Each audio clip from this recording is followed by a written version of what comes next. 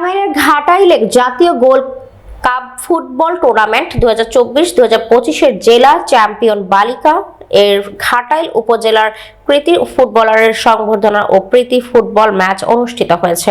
শনিবার বিকাল 5টায় ঘাটাইল উপজেলার সংগ্রামপুর ইউনিয়নে নলমা সরকারি প্রাথমিক বিদ্যালয়ের মাঠে উপজেলা প্রশাসন ও ক্রীড়া সংস্থার যৌথ উদ্যোগে এই অনুষ্ঠানের আয়োজন করা হয়। এতে প্রধান অতিথি হিসেবে উপস্থিত ছিলেন ঘাটাইল উপজেলা নির্বাহী অফিসার মোহাম্মদ আবু সাইদ। বিশেষ অতিথি উপস্থিত ছিলেন ঘাটাইল থানার অফিসার ইনচার্জ রাকিবুল ইসলাম, উপজেলা মাধ্যমিক অফিসার মোহাম্মদ শফিকুল ইসলাম, উপজেলা প্রাথমিক শিক্ষা অফিসার মোহাম্মদ রাফিউল ইসলাম, উপজেলা প্রকল্প বাস্তবায়ন অফিসার এনামুল হক, উপজেলা হিসাব রক্ষক অফিসার মোহাম্মদ লিয়াকত আলী সহ আরো অনেকে। 1-2 গোলে ঘাটাইল বালিকা দলকে হারিয়ে ধনবাড়ী উপজেলা বিজয়ী হয়। শেষে বিজয়ী ও রানার্স আপ দলের খেলোয়াড়দের মাঝে পুরস্কার বিতরণ করেন। প্রিয় সুধী, আমি এখানকার উপস্থিত সকল সদস্যকে একটা কথা বলতে চাই, একটা মেসেজ দিতে চাই। আপনারা আমার সেবা গ্রহীতা হিসেবে আমার সেবার দরজা সবসময়ের জন্য খোলা। মাথায় রাখবেন, কেউ কখনো কোনো অনৈতিক কোনো দাবি নিয়ে যাবেন না। নৈতিক দাবি পূরণ করার এখতিয়ার আমার আছে, আমার কিছু সীমাবদ্ধতা আছে, আমার বাজেটের অপ্রতুলতা আছে, কিন্তু আমি যেটা নিশ্চিত করতে চাই, নিশ্চিত করতে পারি, সেটা হচ্ছে স্বচ্ছতা, অনিয়ম মুক্ত, দুর্নীতি মুক্ত। এই কথাগুলো আজকের এই উন্মুক্ত মঞ্চে আপনাদের সামনে বলে দিলাম। সরকারের বিভিন্ন সেবা রয়েছে, তার ভিতরে 2টা পদ্ধতিতে। কোন কোন সেবা আছে সম্পূর্ণ বিনামূল্যের সেবা, কোন কোন সেবা আছে নির্ধারিত মূল্যের সেবা। নির্ধারিত মূল্যের সেবা আপনারা নির্ধারিত মূল্য নিয়েই পরিশোধ করবেন। বিনামূল্যের সেবায় যদি 1 টাকাও কোনো দুর্নীতি হয়ে থাকে, কেউ যদি কোনো চাঁদাবাজি বা গণন্যভাবে বলে থাকে যে আমাদের উপরকে ম্যানেজ করতে হয়, আমি আপনাদের সামনে আজকে বলে গেলাম, উপরকে ম্যানেজ করতে হবে না। এই কথা এই মাঠে আপনাদেরকে বলে গেলাম। আপনারা সবাই এখন থেকে যার যার অবস্থা থেকে প্রতিরোধ করে তুলবেন যে না, আমাদের এখানে উন্মুক্ত মঞ্চে ইউনো স্যার বলে গেছে যে কোথাও কোনো কিছু ম্যানেজ করতে হয় না। সুতরাং আমরা এখন থেকে সরকারি যেটা নির্ধারিত মূল্যের সেবা নির্ধারিত মূল্যে নেব, বিনামূল্যের সেবা বিনামূল্যে নেব।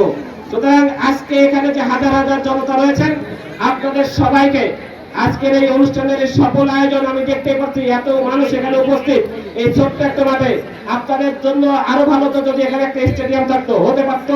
এই টাঙ্গাইলে কিন্তু একটা বৃহৎ স্টেডিয়াম কিন্তু এখানে থাকতে পারতো, হয়তো বা নয়, কিন্তু ক্ষুদ্র পরিসরে সুন্দর মাঠ আছে।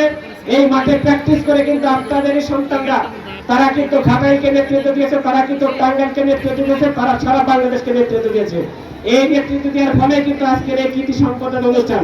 সুতরাং আমরা যদি তাদেরকে পৃষ্ঠপোষকতা করি, আমি বিশ্বাস করি আগামীতে আমাদের এই যে প্রিয় ছোট্ট বোনেরা, আমার সামনে এমন কিছু মেয়েরা বসে আছে, তাদেরকে আমি আগে থেকে চিনি। আপনারা জানেন আমি ধনবাড়ির উপজেলা নির্বাহী অফিসার হিসেবে কাজ করেছিলাম।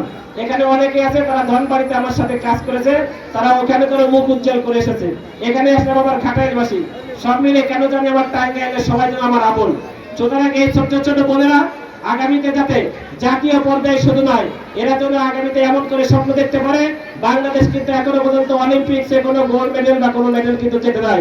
আমরা কি নতুন করে স্বপ্ন দেখতে পারি না যে এই নতুন বাংলাদেশে আমাদের এই ছোট্ট বোনেরা তারা এমন করে খেলবে, আগামীতে এই বোনেরাই কোনো না কোনো ভাবে বিশ্বের কোনো না কোনো একটা টুর্নামেন্টে অংশগ্রহণ করে এই বাংলাদেশ তথা টাঙ্গাইল তথা ঘাটাইলের মুখ উজ্জ্বল করবে। আমরা কি সবাই চাই না? তাহলে এই কৃতি সম্বর্ধনা যাদেরকে দেওয়া হবে, তাদের সকলের উদ্দেশ্যে একটা হাততালি চাই, সবাই মিলে। আমি মনে করি এই ক্রেজ দিয়ে ততটুকু সম্বর্ধিত হবেন। আজকে যে আপনারা তাদেরকে হাততালি দিয়ে রিসিভ করে নিলেন, এটাই হচ্ছে তাদের জন্য সব থেকে বড় পাওয়া। আজকে আর বেশি কথা নাই, সবাই এসেছেন খেলা দেখতে। আপনারা সুশৃঙ্খল ভাবে সবাই খেলা উপভোগ করবেন এবং এই ধরনের আগামীতে যাতে এই ঘাটাইলবাসী আগামীতে নতুন করে স্বপ্ন দেখতে পারে, এই ঘাটাইলকে জন্য আমরা নতুন করে বিনির্মাণ করতে পারি, এই ঘাটাইল জন্য টাঙ্গাইলের 12টা উপজেলার মডেলদের ভিতরে মডেল হতে পারে, এই প্রত্যাশা আমরা সবাই ব্যক্ত করি। একই সাথে এখানকার এই যেহেতু এই ধেনু কেন্দ্র, এই কেন্দ্রের যে সমস্যাগুলো আমার কাছে দৃষ্টিগোচর হয়েছে, সেই সমস্যাগুলো আমি কিভাবে এই সরকারের রাষ্ট্রীয় সীমাবদ্ধতার ভিতরেও এই সমস্যাগুলো সমাধান করতে পারি, এটা নিয়ে আমার প্রশাসনের অন্যান্য কর্মকর্তাবৃন্দ, তাদের সবাইকে নিয়ে আমি এই সাথে কাজ করবো।